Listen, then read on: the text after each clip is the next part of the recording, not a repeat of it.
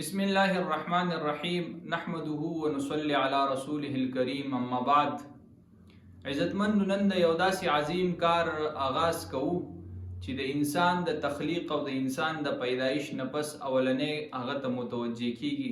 هغه د انسان عقیده صحیح، یعنی صحیح عقیده ساتل. نو د عقایدو په ترتیبوار سره د اسلام او د دین اسلام چې کوم بنیادی عقیدې دي د دې په موږ په ترتیبوار سره یو ویډیو ان شاء الله جوړو او تاسو ته به د هغې مختصر غونډه کې وضاحت کوو. نننۍ زمونږ اولنۍ عقیده چې ده نو هغه د الله د ذات په باره کې ده، یعنی د الله د ذات په باره کې به موږ کومه عقیده لرو. نو اول دا پیژندل ضروري دي چې د الله د ذات په باره کې څنګه عقیده لرل ضروري دي. نو د ټولو نه اول خو د الله ذات منل، دا د عقیدې اولنۍ څه دی؟ جز دی. یعنی د الله ذات منل چې الله ذات موجود دی، د الله ذات موجود منل دې ته ویل کېږي واجب الوجود ذات. د الله ذات واجب الوجود دی، یعنی دی په هر حال کې موجود دی. د الله ذات مخکې مو وسم شته، په دې باندې د الله ذات حادث نه دی. الله ذات څه دی؟ قدیم دی، حادث نه دی.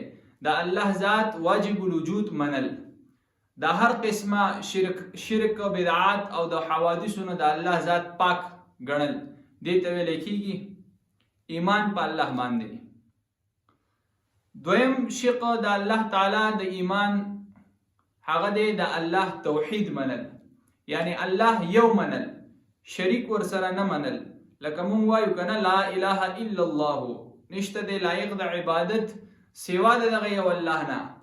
نو د الله نه علاوه ټول خلق هغه د عبادت لایق نه ګڼل، دې ته ویل کېږي توحید. سوا د یو الله ذات، الله یکتا منل، الله واحد ګڼل، احد ګڼل.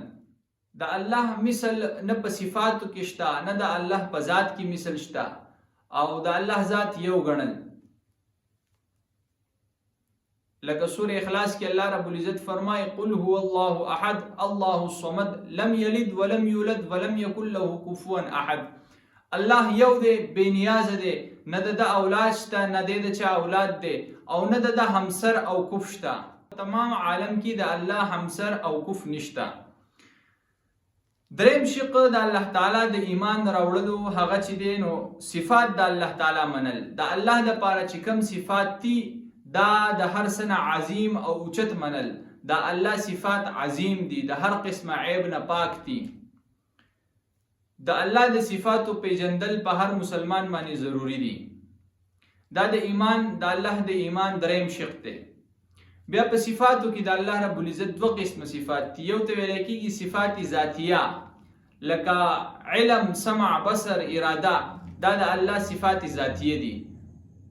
او بل قسم صفاتو ته ویل کېږي صفات فعلیه، لکه رزق ورکول، پیدا کول، دا د الله رب العزت صفات فعلیه دي. بیا څلورم شق د الله رب العزت باندې د ایمان راوړو هغه الله رب العزت رب منل، یعنی الله رب العزت زمونږ رب دی، مونږ یې پیدا کړي یو، زمونږ خالق دی، مونږ یې پیدا کړي یو، زمونږ مالک دی، زمونږ رازق دی. یعنی الله رب العزت د حیثیت د ربوبیت نه منل، د الله ذات ربوبیت منل، یعنی د هغه الله زمون پرورش کوونکی دی. دا د الله په ایمان کې د څلورم شق دی. او پنځم شق په الله باندې د ایمان د راوړو هغه د الله حق څه دی. په مسلمان باندې د الله رب العزت څه حق دی؟ قرآن کې الله فرمایي وما خلقت الجن والانس الا ليعبدون، ما انسانان او جنات نه دي پیدا کړي مگر صرف د خپل عبادت دپاره. د انسان حق په الله څه دی؟ صرف د الله عبادت کول. دا هم په الله باندې د ایمان د راوړو یو شق دی، یو جز دی. یعنی په دې ټولو خبرو به مونږه ایمان راوړو نو الله به مونږه د الله په ذات باندې ایمان راوړو. د الله په ذات باندې ایمان راوړل دا د اسلام بنیادی جز دی، بنیادی ستنه ده. او په هر مسلمان باندې دا ضروری دي چې هغه د الله په ذات باندې ایمان راوړي او هغه وپیژني. الله رب العزت دې موږ له د خپلې کاملې عقیدې د حاصلولو توفیق را نصیب کړي.